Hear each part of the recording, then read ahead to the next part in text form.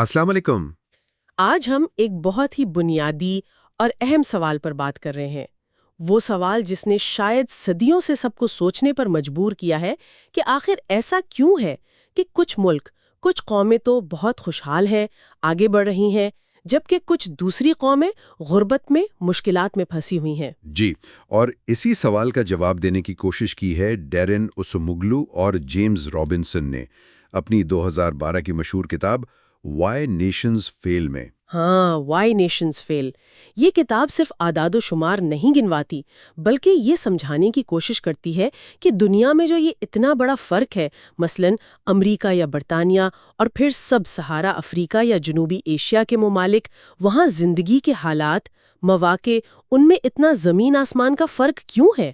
بالکل، اور دیکھیں یہ کتاب آئی بھی ایک ایسے وقت میں تھی جب عرب بہار چل رہی تھی مشرق وسطیٰ اور شمالی افریقہ میں۔ اچھا، ٹیونس میں وہ جو محمد بوعزیزی کا واقعہ ہوا، خودسوزی کا، اس کے بعد جو ایک لہر اٹھی، مصر میں حسنی مبارک کی حکومت ختم ہو گئی، تو قاہرہ کے تحریر اسکوائر میں جو لاکھوں لوگ جمع تھے، وہ صرف مہنگائی کا رونا نہیں رو رہے تھے۔ صحیح۔ وہ اصل میں کہہ رہے تھے کہ ہمارے مسائل کی جڑ یہ سیاسی نظام ہے، یہ کرپشن ہے، یہ کہ ہمیں موقع نہیں ملتا، کہ ملک کے وسائل پر ایک خاص طبقے کا قبضہ ہے۔ یعنی وہ اپنی معاشی مشکلات کا ذمہ دار اپنے سیاسی حالات کو سمجھ رہے تھے۔ تو یہ کتاب یہیں سے شروع ہوتی ہے؟ مطلب یہ جو پرانے خیالات تھے کہ شاید جغرافیہ خراب ہے یا کلچر ایسا ہے یا حکمران نالائق ہیں، کتاب ان سب کو چیلنج کرتی ہے؟ جی بالکل، کتاب کا مرکزی نقطہ ہی یہی ہے کہ غربت کوئی مقدر نہیں ہے، یہ زیادہ تر ان فیصلوں کا نتیجہ ہے جو ایک ملک اپنے نظام، اپنے اداروں یعنی انسٹیٹیوشنز کے بارے میں کرتا ہے۔ تو آئیے ذرا اس پر بات کرتے ہیں۔ یہ ادارے یا انسٹیٹیوشنز کیا چیز ہیں اور یہ کیسے کسی ملک کی قسمت بدل سکتے ہیں؟ دیکھیں، کتاب کا سارا زور اسی ایک بنیادی فرق پر ہے، شمولیتی یعنی انکلوزیو ادارے، مقابلہ استحصالی یعنی ایکسٹریکٹیو ادارے۔ شمولیتی اور استحصالی۔ جی، اور یہ صرف کوئی معاشی پالیسی نہیں ہے، یہ وہ قانون ہیں، وہ قاعدے ہیں، وہ سماجی ڈھانچے ہیں جو یہ طے کرتے ہیں کہ ملک میں سیاست کیسے چلے گی، معیشت کیسے چلے گی۔ ٹھیک ہے۔ تو شمولیتی معاشی ادارے، جیسا نام سے ظاہر ہے، وہ زیادہ سے زیادہ لوگوں کو دعوت دیتے ہیں کہ آؤ بھائی معاشی سرگرمیوں میں حصہ لو۔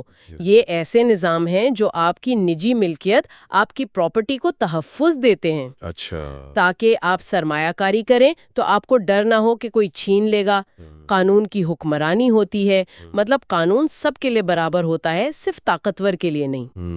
اور ریاست جو ہے وہ بنیادی سہولیات جیسے تعلیم، صحت، سڑکیں، یہ سب فراہم کرتی ہے تاکہ سب کو آگے بڑھنے کا موقع ملے۔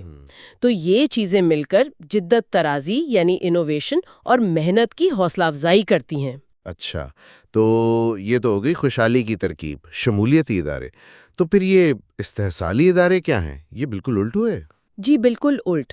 استحصالی معاشی ادارے سمجھیں ایسے بنائے جاتے ہیں کہ معاشرے کا ایک چھوٹا سا گروپ، ایک ایلیٹ طبقہ، وہ باقی ساری آبادی کی قیمت پر ان سے وسائل اور دولت نچوڑے۔ ان کی پہچان کیا ہے؟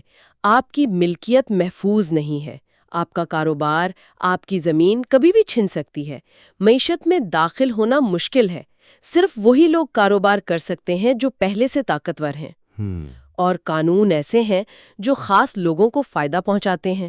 مثال کے طور پر کتاب میں ذکر ہے نو آبادیاتی لاطینی امریکہ کا، وہاں ہسپانیوں نے انکومینڈا نظام نافذ کیا۔ انکومینڈا یہ کیا تھا؟ اس میں مقامی آبادی کو زمین کے ساتھ ہی ایک طرح سے ہسپانوی فاتح کو سونپ دیا جاتا تھا، وہ ان سے جبری مشقت لیتا تھا، خراج وصول کرتا تھا۔ اچھا۔ اسی طرح مکاتی نظام تھا، خاص طور پر پوٹوسی کی چاندی کی کانوں میں جو آج کل بولیویا میں ہے۔ وہاں مقامی لوگوں کو زبردستی کام کرنے پر مجبور کیا جاتا تھا، اکثر بہت ہی خطرناک حالات میں۔ یہ ادارے صرف استحصال کے لیے تھے۔ یہ تو ہوئی معاشی اداروں کی بات، لیکن آپ نے شروع میں سیاسی اداروں کا بھی ذکر کیا تھا، کیا ان کا آپس میں کوئی تعلق ہے؟ جی، یہ بہت ہی اہم نکتہ ہے۔ کتاب کہتی ہے کہ معاشی ادارے اکیلے کام نہیں کرتے، ان کی بنیاد سیاسی اداروں پر ہوتی ہے۔ اچھا۔ شمولیتی معاشی ادارے صرف وہیں چل سکتے ہیں جہاں شمولیتی سیاسی ادارے ہوں، یعنی ایسا سیاسی نظام جو طاقت کو معاشرے میں بانٹتا ہو، کسی ایک جگہ مرکوز نہ کرتا ہو، اور جو طاقت کے غلط استعمال کو روکتا ہو۔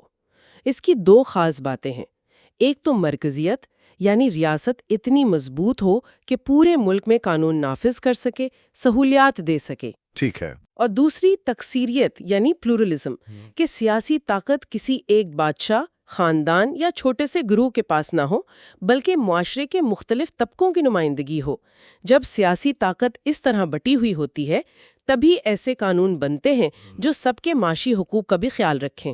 تو مطلب یہ ہوا کہ اگر سیاسی طاقت چند لوگوں کے پاس ہوگی تو وہ پھر معاشی نظام بھی ایسا بنائیں گے جو صرف انہی کو فائدہ دے؟ بالکل، عین مطابق۔ جہاں استحصالی سیاسی ادارے ہوتے ہیں، یعنی طاقت ایک چھوٹے سے ایلیٹ گروپ کے پاس ہے اور ان پر کوئی چیک اینڈ بیلنس نہیں، تو وہ قدرتی طور پر استحصالی معاشی ادارے ہی بنائیں گے اور ان کو بچائیں گے۔ اچھا، وہ اپنی سیاسی طاقت استعمال کر کے معیشت کو اس طرح موڑیں گے کہ وسائل ان کی جیب میں جائیں۔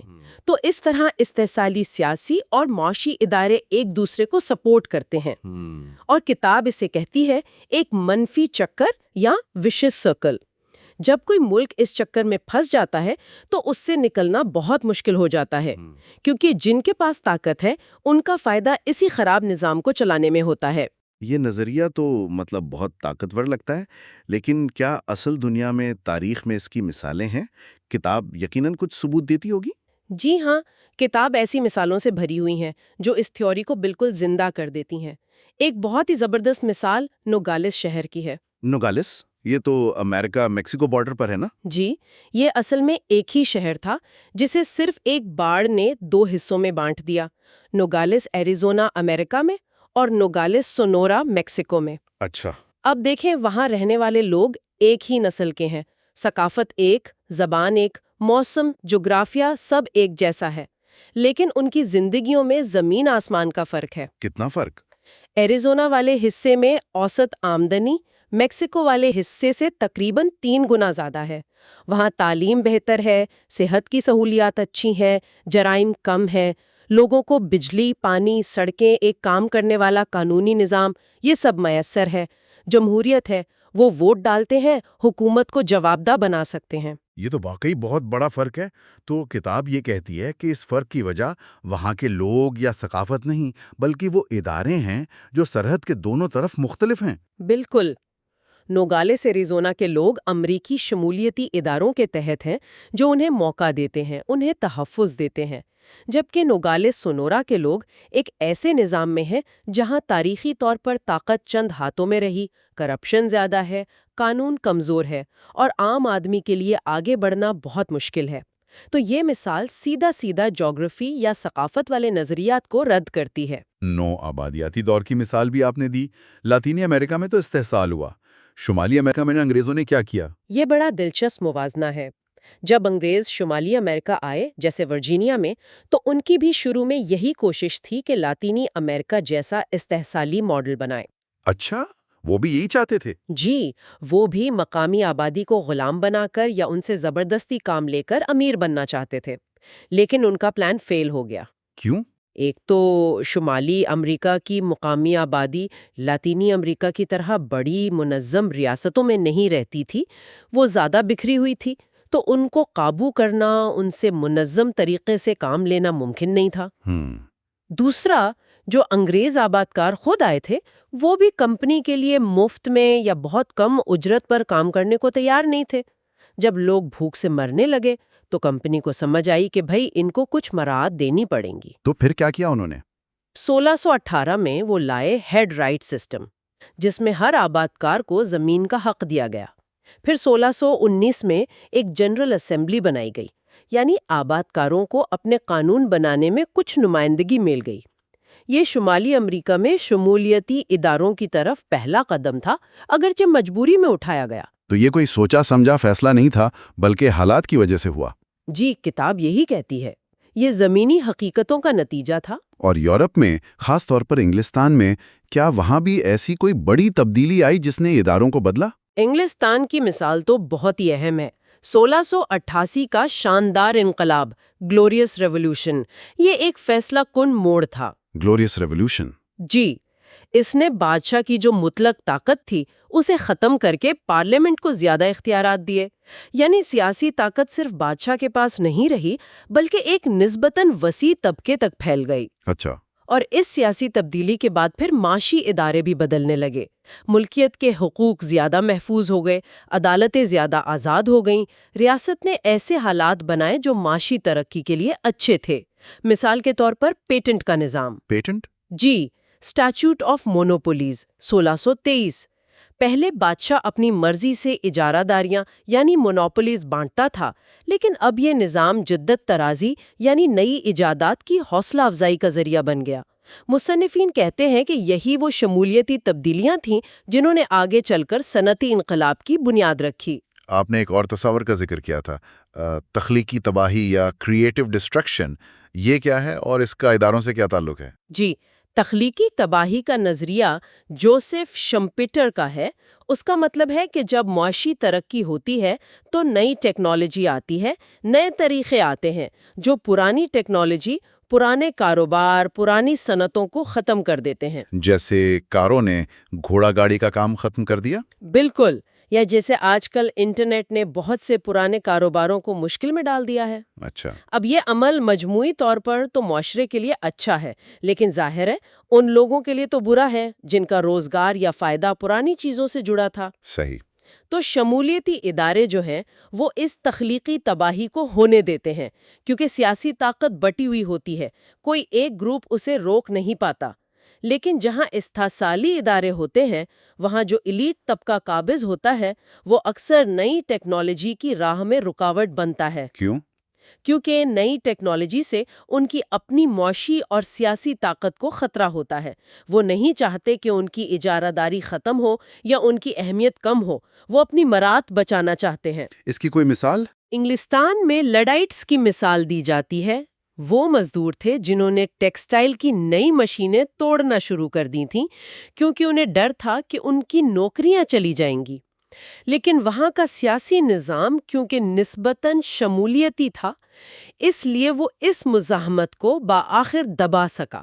کیا یہ سب صرف پرانی تاریخ کی باتیں ہیں یا آج کے دور میں بھی ایسی مثالیں ہیں؟ نہیں، کتاب آج کے دور سے بھی بہت مثالیں دیتی ہے۔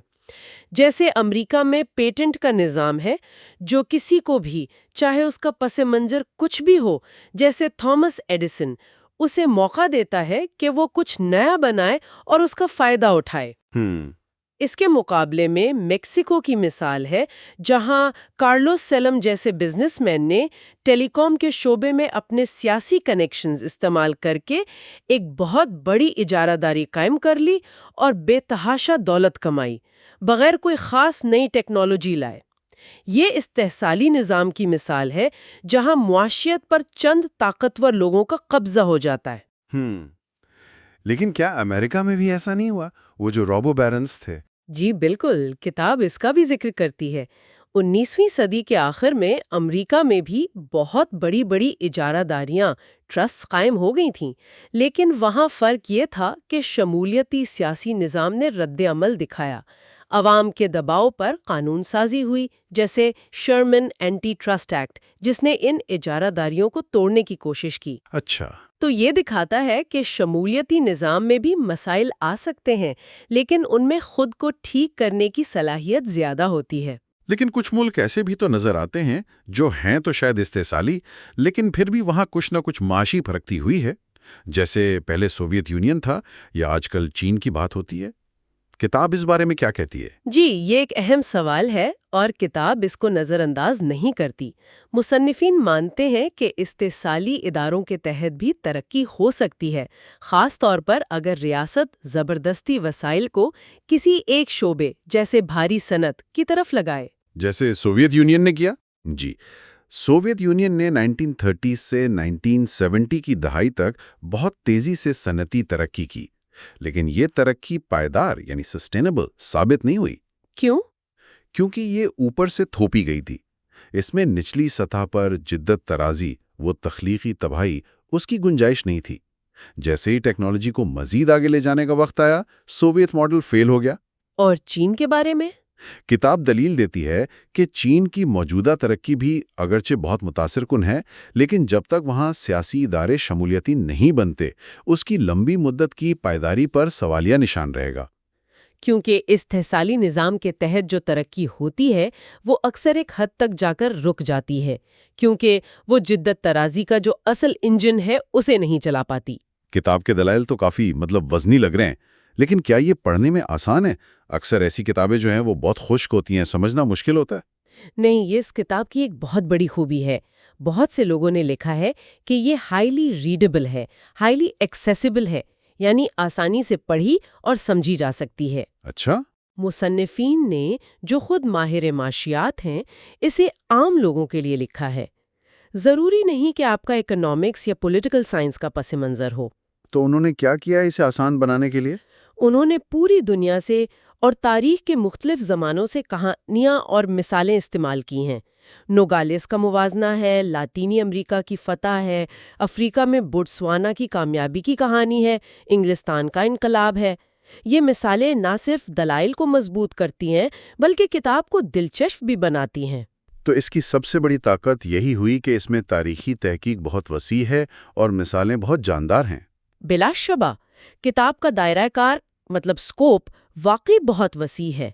قدیم روم سے آج تک، جنوبی امریکہ سے افریقہ، ایشیا، یورپ، سب کا احاطہ کیا ہے۔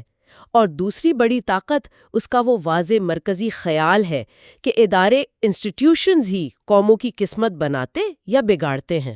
اور یہ ان نظریات کو چیلنج کرتی ہے جو کہتے ہیں کہ جغرافیہ یا ثقافت اصل وجہ ہے۔ جی بالکل، یہ کہتی ہے کہ گرم موسم والے ممالک لازمی طور پر غریب نہیں ہوتے۔ جی مثالیں ہیں سنگاپور کی، بوتسوانا کی، جی یا کوئی خاص ثقافت ترقی کی دشمن نہیں ہوتی۔ وہ کہتی ہے اصل فرق ان کھیل کے اصولوں کا ہے جو انسان خود بناتے ہیں، یعنی اداروں کا۔ لیکن کیا یہ جغرافیہ اور ثقافت کو بالکل ہی رد کر دیتی ہے؟ کچھ لوگ تو کہتے ہیں کہ ان کا بھی کردار ہوتا ہے۔ مصنفین مانتے ہیں کہ جغرافیہ جیسے بیماریاں یا سمندر تک رسائی نہ ہونا یا ثقافت یہ کچھ کردار ادا کر سکتے ہیں، لیکن وہ فیصلہ کن نہیں ہے۔ اچھا، وہ کہتے ہیں کہ اگر جغرافیہ ہی سب کچھ ہوتا تو ایک علاقے کی قسمت ہمیشہ ایک جیسی رہتی، جبکہ تاریخ میں ایسا نہیں ہوا۔ اسی طرح ثقافت کے بارے میں وہ کہتے ہیں کہ جن ثقافتوں کو پہلے پسماندگی کی وجہ سمجھا جاتا تھا آج وہی کامیابی سے جڑی ہیں۔ تو اصل چیز ادارے ہیں جو یا تو ان رکاوٹوں پر قابو پانے میں مدد دیتے ہیں یا انہیں مزید بگاڑ دیتے ہیں۔ البتہ کچھ ناقدین شاید یہ کہہ سکتے ہیں کہ کتاب ان دوسرے عوامل کو کم اہمیت دیتی ہے۔ جی، کچھ لوگوں نے یہ کہا ہے، جیسے نیال فرگسن نے، لیکن مصنفین کا فوکس اداروں پر ہی رہتا ہے۔ یہ سب سننے کے بعد آپ کے خیال میں یہ کتاب کن لوگوں کو ضرور پڑھنی چاہیے؟ میرے خیال میں تو یہ ہر اس شخص کے لیے اہم ہے جو یہ سمجھنا چاہتا ہے کہ دنیا میں اتنی زیادہ معاشی اور سیاسی ناہمواری کیوں ہے۔ یہ طلباء کے لیے، خاص طور پر جو تاریخ، معاشیات، سیاسیات یا ڈیولپمنٹ اسٹڈیز پڑھ رہے ہیں، ان کے لیے بہت مفید ہے۔ پالیسی بنانے والوں کے لیے اہم ہے، اور عام قارئین جو دنیا کے معاملات میں دلچسپی رکھتے ہیں ان کے لیے بھی۔ کافی وسیع اپیل ہے اس کی۔ جی بالکل، جیسا کہ فرانسس فوکویاما نے کہا تھا، یہ ماہرین اور عام قارئین دونوں کے لیے ہے۔ اور کیا یہ آج بھی اتنی ہی ریلیونٹ ہے جتنی 2012 میں تھی جب یہ شائع ہوئی؟ میرے خیال میں تو آج یہ شاید پہلے سے بھی زیادہ ریلیونٹ ہے۔ یہ نہ صرف ہمیں تاریخ سمجھنے میں مدد دیتی ہے، بلکہ آج کل جو کچھ ہو رہا ہے، دنیا کے مختلف حصوں میں جمہوریت کے لیے کوششیں، ترقی پذیر ملکوں کے مسائل، حتیٰ کہ ترقی یافتہ ملکوں میں بڑھتی ہوئی عدم مساوات، ان سب کو سمجھنے کے لیے یہ ایک فریم ورک دیتی ہے۔ اچھا، یہ کتاب ہمیں یاد دلاتی ہے کہ پائیدار خوشحالی صرف اچھی معاشی پالیسیوں سے نہیں آتی۔ اس کے لیے بنیادی سیاسی اور معاشی ڈھانچے کو شمولیتی بنانا ضروری ہے۔ یہ سمجھنا کہ طاقتور لوگ کیسے تخلیقی تباہی سے ڈر کر ترقی روکتے ہیں، یہ آج بھی اتنا ہی اہم ہے۔ تو خلاصہ اگر کریں، وائی نیشنز فیل ایک بہت ہی اہم کتاب ہے جو دنیا میں امیری اور غریبی کی گہری وجوہات کو سیاسی اور معاشی اداروں کے ذریعے سمجھاتی ہے، اور یہ زور دیتی ہے شمولیتی اداروں پر جو سب کو موقع دیں، مقابلہ ان استحصالی اداروں کے جو صرف چند لوگوں کو فائدہ پہنچا کر بالآخر ناکامی کا باعث بنتے ہیں۔ جی بالکل، اور یہ کتاب نا ہمیں ایک بہت بڑے اور مشکل سوال کے ساتھ چھوڑ جاتی ہے وہ کیا؟ کہ اگر ادارے اتنے ہی اہم ہیں اور استحصالی ادارے اکثر ایک منفی چکر میں پھنسے ہوتے ہیں جہاں خرابی کو جنم دیتی ہے، تو پھر اس چکر کو توڑا کیسے جائے؟ شمولیتی اداروں کی طرف جایا کیسے جائے؟ یہ تو واقعی بڑا سوال ہے۔ کتاب کچھ مثالیں دیتی ہے، جیسے انگلستان، امریکہ، بوٹسوانا کی، لیکن وہ یہ بھی مانتی ہے کہ یہ تبدیلی اکثر بہت مشکل ہوتی ہے، پرتشدد ہو سکتی ہے، غیر یقینی ہوتی ہے۔ اس کا کوئی آسان فارمولا نہیں ہے۔ تو کیا آج کی دنیا میں جہاں گلوبلائزیشن ہے، بین الاقوامی ادارے ہیں، کیا یہ تبدیلی آسان ہو گئی ہے یا مزید مشکل؟ یہ ایک زبردست سوال ہے۔ کیا بیرونی طاقتیں یا امداد مدد کر سکتی ہیں، یا وہ بھی بعض اوقات موجودہ خراب نظام کو ہی مضبوط کر دیتی ہیں؟ ان سوالوں کا کوئی آسان جواب نہیں ہے، اور یہی وہ چیز ہے جو اس کتاب کو پڑھنے کے بعد بھی آپ کو سوچنے پر مجبور کرتی رہتی ہے۔ واقعی یہ وہ سوالات ہیں جن پر مزید غور و فکر کی ضرورت ہے۔ بہت بہت شکریہ اس تفصیلی گفتگو کے لیے۔ بہت شکریہ۔